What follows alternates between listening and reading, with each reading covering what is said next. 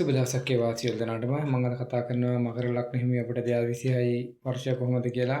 පහුගිය කාලෙම අපල කාලයක් ගත කළා මකර ලග්න හිමියන්ගේ මේ කාලය අවසන් වෙලා තියෙන ගොඩක් දුරට දැන්. ඒ නිසා සුබ ආයි වර්ෂයක් වශයෙන් අපිට 2026 වර්ෂය මකර ලග්න හිමි අපිට හඳුන්වන්න පුළුවන්.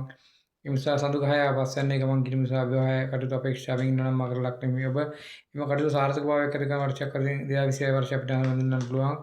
ඒ වගේම දොළොස්වැන්නේදී අධි චතුරක් ග්‍රහය යෝග නිසා ඔබට නීතිමය ප්‍රශ්න ගැටලු ඇති වෙන නිසා ඔබ කල්පනාකාරී කටයුතු කරන විශේෂයෙන් මම ඔබට මකර ලග්න හිමි ඔබගෙන් ඉල්ලීමක් කරනවා.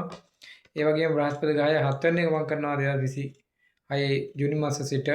නිසා එම කාලයෙන් පසු තමන්ගේ බලාපොරොත්තු ඉෂ්ට සිද්ධ වීමක් ගැන විශේෂයෙන් පෙන්වුම් කරනවා මකර ලග්න ඔබගේ සමත්යක් වශයෙන් ගත්තාම සානදායී කාලයක් වශයෙන් ඔබට හඳුන්වන්න පුළුවන් 2026 ජූනි මාසෙන් පසු අපර පීඩාවන් අඩු වෙලා එම වගේම අමනුෂ්‍ය දෝෂ පීඩාවන් ඇති කරන්න පුළුවන් ඔබට කේතු ග්‍රහය අටවැන්නේ යෙදී සිටීම නිසා ඔබ ඒ ගැන කල්පනාකාරීව කටයුතු කරන්න අපල පීඩාවට සිත සාධ කරගන්න කියලා විශේෂයෙන් මම ඉල්ලීමක් කරනවා මකර ලග්න ඔබගේ නිසා සමත්යක් වශයෙන් ගත්තාම සුබදායී බව විශේෂ මකර ලග්න ඔබගේ පෙන්වන්න කරනවා.